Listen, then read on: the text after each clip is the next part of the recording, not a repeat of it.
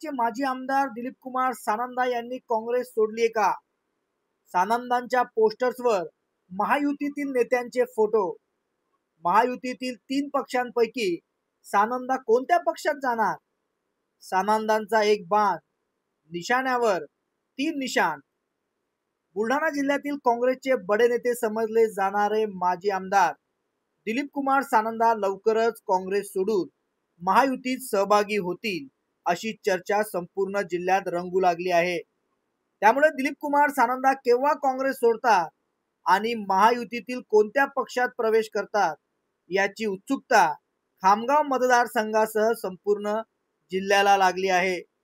गेल्या काही दिवसांपूर्वी दिलीप कुमार सानंदा यांनी राष्ट्रवादी अजित पवार गटाचे नेते अजित पवार आणि शिवसेना शिंदे गटाचे नेते एकनाथ शिंदे यांची भेट घेतल्यापासून ही चर्चा सातत्याने होत असल्याचं पाहायला मिळतंय।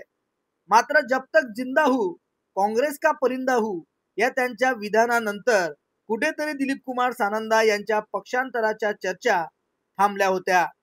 मात्र पुन्हा एकदा दिलीप कुमार सानंदा यांच्या पक्षांतराच्या बुलढाणा जिल्ह्यात चर्चा जोर धरू लागल्या आहेत। त्याचं निमित्तही तसंच आहे।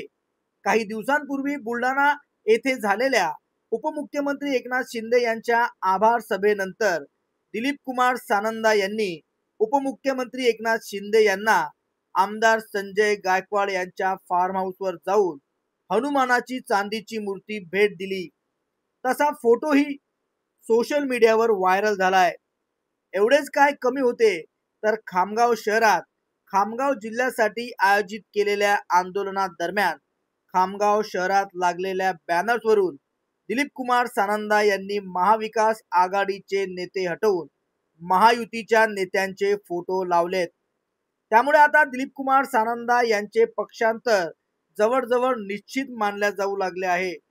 त्यासाठी निमित्त ठरलं ते खामगाव कृषी उत्पन्न बाजार समितीतील 5 सदस्यांचा राष्ट्रवादी अजित पवार गटातील प्रवेश। त्यामुळे आता काँग्रेसचे कट्टर कार्यकर्ते समजले जाणारे कृषी उत्पन्न बाजार समितीतील पदाधिकारी यांनीच काँग्रेस सोडली म्हटल्यावर आता दिलीप कुमार सानंदा यांचा मुहूर्त कधी ठरतोय याची खामगाव मतदारसंघासह संपूर्ण बुलढाणा जिल्ह्यातील नागरिकांना कमालीची प्रतीक्षा लागली आहे। महाराष्ट्र काँग्रेसची धुरा बुलढाण्याचे माजी आमदार हर्षवर्धन सपकाळ यांच्या हाती दिल्यानंतर बुलढाणा जिल्ह्यात तरी काँग्रेसला उतरती कळा लागली असल्याचं पाहायला मिळत आहे। काँग्रेसचे मोठे नेते विजय अंबोरे यांनी कधीच काँग्रेसचा हात सोडून शिवसेनेचे धनुष्यबाण हाती घेतलंय। त्यामुळे आता दिलीप कुमार सानंदा हे देखील काँग्रेस सोडतील अशी शक्यता वाढली आहे। मात्र माध्यमांशी बोलताना दिलीप कुमार सानंदा यांनी पुन्हा एकदा आपली भूमिका स्पष्ट करत आपण काँग्रेस सोडून कुठेही जाणार नसल्याचं स्पष्ट केलंय। कृषी उत्पन्न बाजार समितीतील लोकांनी अजित पवार गटात प्रवेश केला त्याला निमित्त आहे ते कृषी उत्पन्न बाजार समितीतील थांबलेली कामे। ही कामे तातडीने पूर्ण करून घेण्यासाठी त्या लोकांनी अजित पवार गटात प्रवेश केला असल्याचं सानंदा यांनी सांगितलंय। खामगावातील बॅनर्सवर महाविकास आघाडीच्या नेत्यांऐवजी महायुतीच्या नेत्यांचे फोटो का लावलेत त्याचेही उत्तर त्यांनी दिलंय। त्यामुळे तुर्तास दिलीप कुमार सानंदा यांचा पक्षांतर पुन्हा एकदा एक चर्चेचाच विषय उरते की दिलीप कुमार सानंदा कुठल्या पक्षात जातात ही येणारी वेळच सांगेल। त्या संदर्भात मागणी केली राणा प्रतापांचा पुतळा व्हावा इथं ज्या धर्तीवर संभाजीनगरच्या धर्तीवर। त्यांनी म्हटलं मी पैसे देतो। त्यानंतर त्यांनी संभाजीनगरमध्ये आम्ही होते त्यावेळेस त्यांनी आश्वासन दिलं होतं 2-1 लाख राजपूत समाज बांधव तिथे जमा झाले होते। मी पुतळा देतो 1 वर्षामध्ये पूर्ण करेल। तर तिथं त्या दिवशी आले नाही लोकार्पणच्या सोहळ्याच्या दिवशी तर तिथं स्वागत झालं नव्हतं म्हणून या ठिकाणी बुलढाणा आले असता मी त्यांची वेळ घेतली त्यांना हनुमंताची मूर्ती दिली व निवेदन दिले जिल्हा व्हावा। त्यानंतर या मूर्तीला खामगावमध्ये 2 कोटी रुपये आपण राणा प्रतापच्या मूर्तीला द्यावे कारण येथील जो सीओ आहे तो मोठ्या प्रमाणात त्यांनी भ्रष्टाचार केलेला आहे त्याची चौकशी करून त्याच्यावर कारवाई करावी व त्याची बदली करावी अशा प्रकारची मागणी मी त्यांच्याकडे केली आहे। त्यांनी शब्द दिला आहे ही मागणी मी पूर्ण करतो। आता बघूया काय होतं। आमची भूमिका आम्ही काँग्रेसमध्ये आहे नो काँग्रेसमध्ये राहणार। आज जे बॅनरवर पोस्टर आहे आज बॅनरवर पोस्टर त्याच्यावर मॅटर काय लिहिलेलं तुम्ही बघा। जे ज्यांच्या हातात जिल्हा देणं आहे, ज्यांच्या हातात कर्जमाफी देणं आहे, त्यांचे फोटो त्या ठिकाणी लावलेले आहे. पण तिथं मागणी केली आहे की आम्ही सर्व या ठिकाणी जे आहे आज आंदोलन करणार आहोत.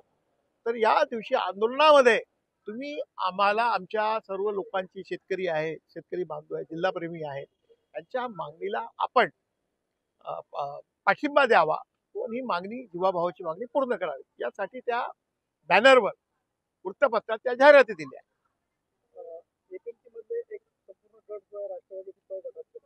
गेला ना. मी नाही जात, मी कुठे जात नाही. मी काँग्रेसमध्ये आहे आणि काँग्रेसमध्येच राहणार आहे.